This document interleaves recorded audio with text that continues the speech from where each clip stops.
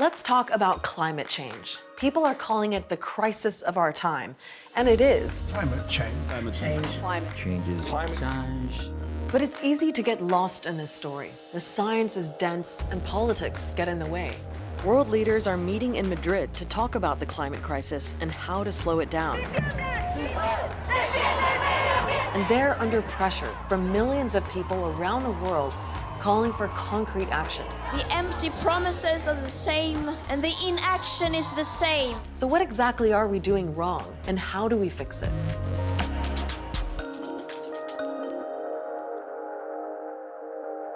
We're going to kick this off with some basic science, so bear with me, because this is important. Look at this graph. These are the levels of carbon dioxide in our atmosphere over hundreds of thousands of years. But this spike in carbon dioxide at the very end, that took off during the Industrial Revolution. We started breaking CO2 records in 1950, and we haven't stopped since. Why?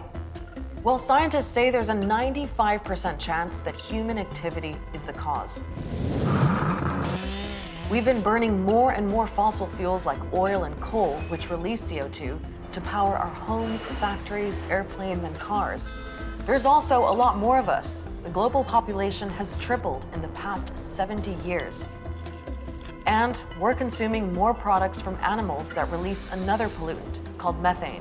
So all those gases are released into the air, and when sunlight gets into the Earth's atmosphere, some of the heat gets trapped and the planet gets warmer. That's why they call it the greenhouse effect.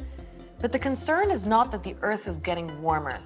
It's that it's happening far too quickly. But it's actually the warmest temperature on Earth since the last ice age, since 10,000 years ago. The UN says that right now, our world is about 1 degree hotter than pre-industrial times. That's around the year 1800, which is okay. In fact, the UN says if we warm by 1.5 degrees before the end of the century, we should be fine. The UN even says 2 degrees would probably be all right. But again, the problem is speed, because right now we're on track to hit 1.5 degrees in only 10 years. And if we don't slow that warming down, it could mean catastrophe within my lifetime, and maybe yours too. And we're already getting a taste.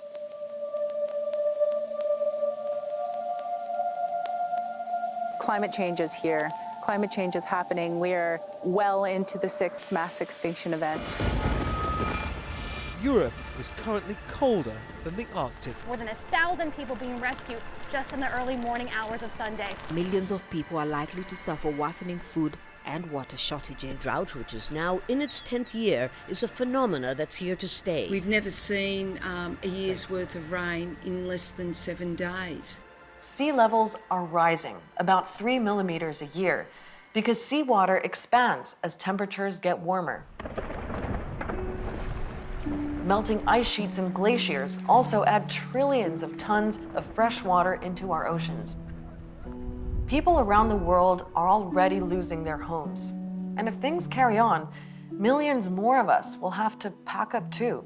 Entire coastal cities could be underwater within 80 years, like Miami in the US or Osaka in Japan. Entire island nations in the Pacific could completely disappear. Natural disasters becoming more and more intense, more frequent, with more devastating consequences. The dramatic impacts of drought in different parts of the world, all this is creating a situation that is a real threat to humankind, and we are not doing enough. If 99% of doctors said to you, take this medicine or you will get really sick and probably die, you would take it. Who wouldn't take it? The problem is, at the moment, we don't have any medicine. Now, there is a plan to slow all this down. Back in 2016, world leaders signed the so-called Paris Agreement.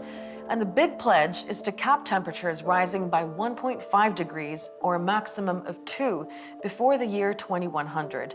So countries set their own targets on how much CO2 they emit. But here's the thing, 3 years after the agreement, global CO2 levels are still going up. CO2 emissions have been going up the last year by 2%, so that's actually above the average of the last 10 years. So it's started to increase again, and it doesn't look too good. In some ways, we're going backwards. The United States will cease all implementation of the non-binding Paris Accord and the draconian financial and economic burdens the agreement imposes on our country. The US, one of the world's biggest polluters, has pulled out of the Paris deal. Russia and China are accused of not giving themselves ambitious targets in the first place. Turkey and Poland want to build more power plants that use coal. And then there's the skeptics. It's a political decision that there is man-made global warming. Forced the computer models to say, aha, human influence, CO2 and other stuff. The ground-based temperature data has been massaged to show an increase, but the satellite data shows no increase. On the other hand, there is positive momentum. There's more awareness, and some countries are making progress. India, Morocco, and the Gambia have massive renewable energy projects. There are different countries doing things successfully. So some countries are, for example, making all public transport free in the cities. What a great way to encourage people out of their cars. But experts say what's needed now is an even bigger push to change everything about the way we run our world. Business as usual has got to change. Politics as usual has got to change. In order to combat that, we have to change the system that has allowed it to happen. You can't have infinite growth on a finite planet. And everyone can do that by, shifting to renewable energy, reducing the use of cars, use train more, cycle more, eat less meat, consume a bit more carefully. So where does that leave us? Well, there's only so much bike riding and light bulb replacing that you and I can do every day. But the truth is that it's those everyday things that are going to change anyway. Even coffee could run out if farmers can't grow it. So the expert advice is that it's down to all of us to change our ways and shake things up, or climate change is gonna do it for us. If there's a story you want to get your head around, let us know. Get in touch with us on Twitter or Facebook.